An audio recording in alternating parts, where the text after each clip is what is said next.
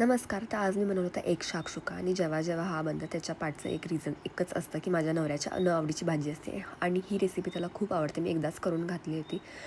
त्याच्यानंतर नेहमी जेव्हा न आवडीची भाजी असते तेव्हा आमच्या घरात हेच बनलं जातं माझ्या नवऱ्यासाठी. त्यासाठी मग भरपूर सारा कांदा चिरून घ्यायचा, त्यानंतर तिखट, मीठ, हळद घालून घ्यायचं. फ्राय झाल्यानंतर त्याच्यात थोडं पाणी घालून कांदा शिजून घ्यायचा आणि त्याच्यावर मग अंडी फोडून तर मी ते घालून द्या. पाणी घातल्यामुळे काय होतं, अंडी चिटकायला बघणार नाही, त्यांनी मस्त ते पाण्यामध्ये शिजूनसुद्धा जातात. जर तुम्ही कांद्यावरच असेच घातला तर मग कदाचित कांदा लागायला बघतो. त्यानंतर मग ते मस्त असे वाफवून घ्यायचं. त्यानंतर मग कट करून मी नवऱ्याला सर्वसुद्धा करून घेतलं. आता सकाळ सकाळ अंड्याची भाजी खाल्ली म्हणलं तर आता दुपारी तरी भात आमटी जाणार नाही, म्हणून मग मसाले भात करायला घेतलं. काही नाही, नेहमीचंच होतं मसाले भाताची रेसिपी. तुपामध्ये जिरं, कांदा, तमालपत्री आणि मग भाजलेला तांदूळसुद्धा त्या तुपामध्ये भाजून घेतला. कांदा भाजून झाल्यानंतर त्यानंतर मग हा माझा फेवरेट मसाला आहे, कोल्हापुरी बिर्याणी मसाला.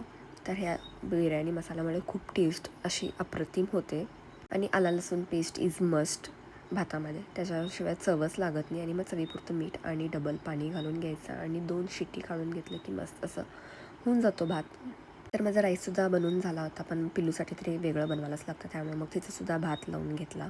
सुद्धा बॉईल करायला ठेवले ते, सो ते सुद्धा बॉईल करून झाले होते. त्यानंतर मग ते मी अंडाकरी बनवायला घेतली आणि मग मी एकटीच खाणार होते म्हणून मग तेवढीच थोडी बनवायला घेतली. आणि मला जास्त बॉईल्ड एग आवडत नाहीत, ग्रेव्ही खूप खायला आवडते, त्यामुळे मग 2च अंडी मी केली होती.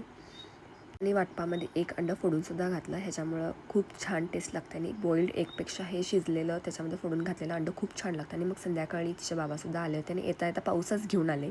त्यानंतर एक झोप काढावी म्हणलं, पण इतका वादळ वारा सुटला होता की काय सांगू. त्यानंतर मी खिडकीतून बघत बसले होते. त्यानंतर इथं बघून मन भरलं नाही, म्हणून समोरचा दरवाजा उघडून बघायला गेले तर इतका पाऊस पडत होता की काय सांगू. नंतर पिल्लूसुद्धा मागून मागून आली होती, मग ती आणि मी मस्त थोडासा पाऊस एन्जॉय केला. आणि मग गारासुद्धा पडत होत्या, तर ते सुद्धा वेचून आणल्या. आजच्यासाठी इतकंच. भेटूया मग नेक्स्ट व्हिडिओमध्ये. आणि व्हिडिओ आवडला तर सबस्क्राईब करायला विसरू नका. बाय.